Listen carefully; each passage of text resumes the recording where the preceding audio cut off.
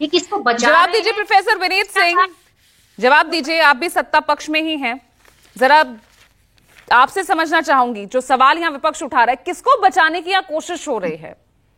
NTA खुद सवालों के घेरे में, जो हर साल 15 ऐसे पेपर कंडक्ट करवाते हैं, वो सवालों के घेरे में।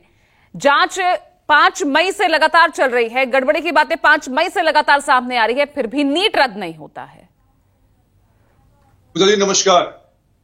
सवाल ही पैदा नहीं होता है कि कोई बचेगा, चाहे कोई कितना भी सुख वाला।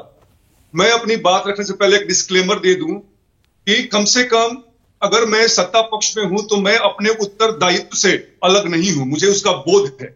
और मैं निवेदन भी करूंगा विपक्षी पार्टियों से, क्योंकि आपके बच्चे भी एग्जाम दे रहे हैं, हमारे घर के बच्चे भी एग्जाम दे रहे हैं, और इस हमाम में कोई भी प्रदेश ऐसा नहीं है कि बचा हुआ है। या तो नहा चुका है, या नहा रहा है, या नहाने की तैयारी करेगा।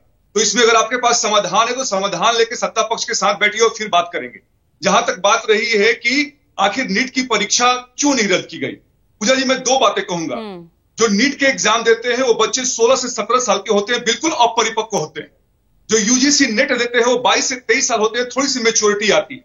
और हमारे पास नेट के बारे में पुख्ता सबूत थे कि एक सेंटर से नहीं कई सेंटर में कुछ परेशानियां हुई है, इसीलिए उसको सिरे से खारिज कर दिया गया। दूसरा चीज है कि नीट में अगर मैं इसकी तुलना करूं चुनाव से, अगर मान लीजिए बिहार और गोधरा में अगर पेपर लीक होता है तो क्या 2400 लाख जो बच्चे हैं, जहां पे जिस सेंटर पे ईमानदारी से काम हुआ है, क्या उनको भी सफर कराया जाए, उनको भी प्रताड़ित किया जाए? तो उस केस में क्या उनकी मनोस्थिति क्या होगी? तो ये सोच के पहली बात होगी। दूसरी बात ये है कि आज ईओयू रिपोर्ट सबमिट करेगा, उसके बाद से शिक्षा मंत्री पहली गिरफ्तारी तो 5 मई को ही हो गई थी, जिस दिन एग्जाम कंडक्ट हो रहा था नीट का। बिहार से पूरे देश में 550 सेंटर पे एग्जाम हुए हैं, तो 2 सेंटर पे गोधरा और बिहार में जो है कैंसिल कर दीजिए आप। लेकिन आप बोलिए कि नीट का एग्जाम पूरे देश में खत्म कर दिया जाए, तो उसमें उन बच्चों की बुराई नहीं है, उन बच्चों में कमी नहीं है जिन्होंने ईमानदारी से एग्जाम दिया, चाहे जिस सेंटर पे एग्जाम हुए। और पूजा तो वो बच्चे तो आज भी सफर कर रहे हैं ना प्रोफेसर विनीत। आज जब वो 16-17 दिन, वो 8 जुलाई के वो इंतजार में हैं।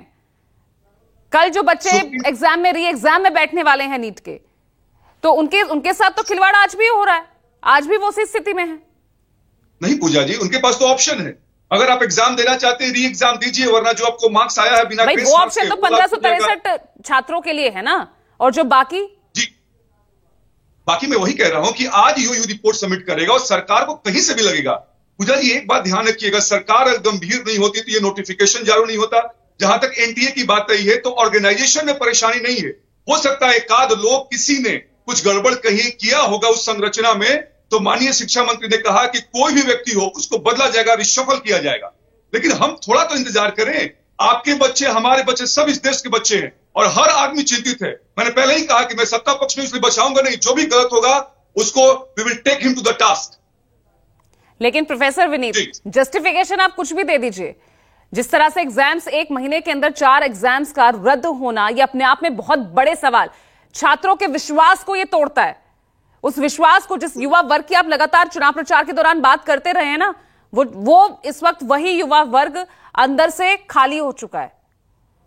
वो क्या करे, उसका भविष्य किधर जाएगा, कैसे करेगा? एग्जाम को लेकर आप खुद कह रहे हैं, आपके परिवार में भी कई ऐसे लोग हैं जो इस एग्जाम के लिए प्रिपेयर कर रहे थे, जिन्होंने एग्जाम दिया भी, अपीयर भी हुए। क्या उनके मन पर बीत रही होगी? सरकार सीएसआईआर का एग्जाम सिर्फ इसलिए यहां पर कैंसिल करती है क्योंकि वहां पर कुछ अपरिहार्य स्थिति है, कुछ लॉजिस्टिक्स का यहां पर कुछ कमी है, उसकी वजह से जो आने वाला एग्जाम है, जो हुआ भी नहीं है, उसको पहले ही रद्द कर दिया जाता है। यानी इतना डर हो गया है। नहीं, डर नहीं। इंग्लिश में एक शब्द है, better to be better safe than sorry. अगर मान लीजिए कि एनटीए का बजट हम लोग देखें 25 करोड़, मात्र 100 लोग उनके स्टाफ हैं, तो भाई इस लेवल पे अगर देश के लेवल पे काम करना है तो भाई आपको हर चीज बिल्कुल ठोक बजा के पुख्ता करना पड़ेगा। तो उसके लिए अगर हम थोड़ा समय ले रहे हैं, और भले ये गंदा है, लेकिन एक थ्रेड बेयर काम करके इस गंदगी को, नासुर को हम लोग एक बार ही खत्म कर देना चाहते हैं, इसलिए थोड़ा समय दीजिए। सारिका पासवान सहमत है क्योंकि यहाँ बिहार में तो एक अलग ही राजनीति, भाई तेजस्वी यादव का नाम आ गया है, उनके पीएस का नाम आ गया है।